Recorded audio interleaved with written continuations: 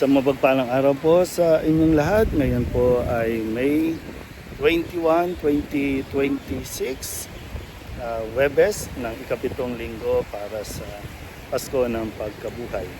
Ating po unang pagbasa at pagninilay sa araw na ito ay hinango mula sa mga gawa ng mga apostol, chapter 22, verses 30 and chapter 23, verse 6 to 11.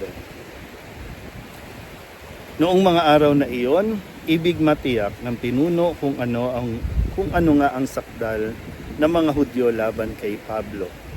Kaya't pinagpulong niya kinabukasan ang mga punong saserdote at ang buong Sanhedrin. Saka kinalagan si Pablo. Ipinanaog at iniharap sa kanila. Alam ni Pablo na dooy may mga Saduseyo at Pariseyo. Kaya't sinabi niya ng malakas, "Mga kapatid, ako'y Pariseyo, anak ng mga Pariseyo. Dahil sa pag-asa kong muling mabubuhay ang mga patay, ako'y nililitis ngayon." Matapos itong sabihin ni Pablo, nagtalo-talo ang mga Pariseyo at ang mga Saduseyo at nahati ang kapulungan. Sapagkat ang sabi ng mga Saduseyo, hindi muling mabubuhay ang mga patay at walang anghel o espiritu. Subalit ang mga Pariseyo naman naniniwala sa lahat ng ito at lumakas ang kanilang sigawan. Tumindig ang ilan sa mga eskribang kapanig ng mga Pariseyo at malakas na tumutol.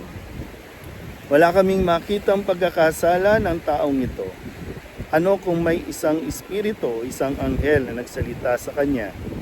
At nang maging mainitan na ang kanilang pagtatalo, natakot ang pinuno na baka lurayin nila si Pablo.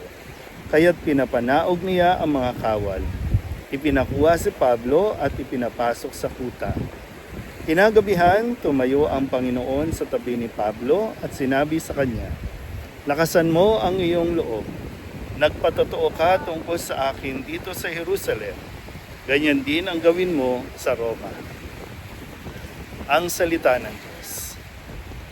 Muli po, isang mapagpalang araw sa inyo pong lahat at sa pagpapatuloy ng ating pagninilay sa buhay ni San Pablo na kung saan ay kahapon siya ay nagpaalam na sa mga matatanda ng simbahan at ngayon siya po ay nasa Jerusalem na at nasa isang paglilitis. Doon ay humarap siya sa mga pinuno ng mga Pariseyo at Saduseyo, bagamat si San Pablo po, bago niya nakilala ang Panginoon, siya po ay isang Pariseyo at masugid na ay pinagtatanggol ang pananampalataya o paniniwala bilang isang Pariseyo.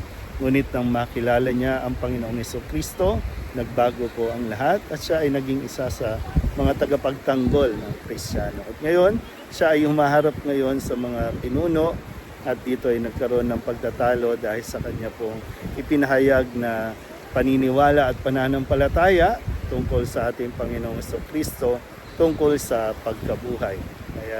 At dito na nagkaroon ng mainitan na pagtatalo laban sa kanilang paniniwala at hindi sila magkaintindihan kung ano ang gagawin kay San Pablo. At dahil dito, matutunghayan natin sa mga susunod na araw na ipapadala siya sa Roma at doon na siya talaga lubusang mahatulan. Pero sabi nga po sa huling bahagi ng ating unang pagbasa, kumbaga ikinagagalak ng Panginoon ng ginawa ni San Pablo dahil sabi nga ipinahayag mo ang iyong pananampalataya dito sa Jerusalem at ganun din ang gagawin mo doon sa Roma.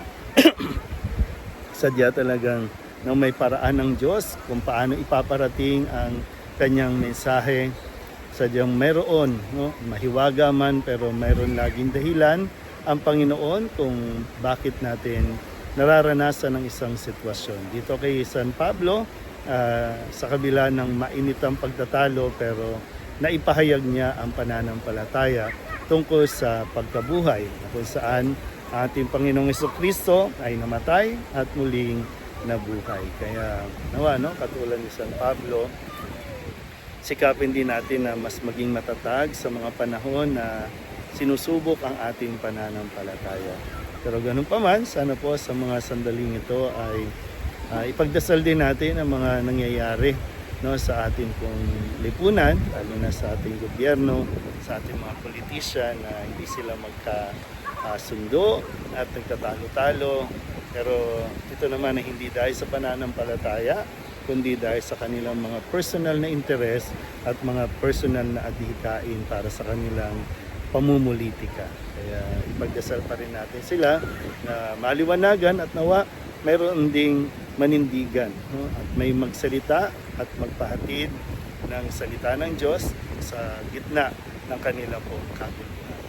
Muli po, isang mapagpalang araw sa inyo po.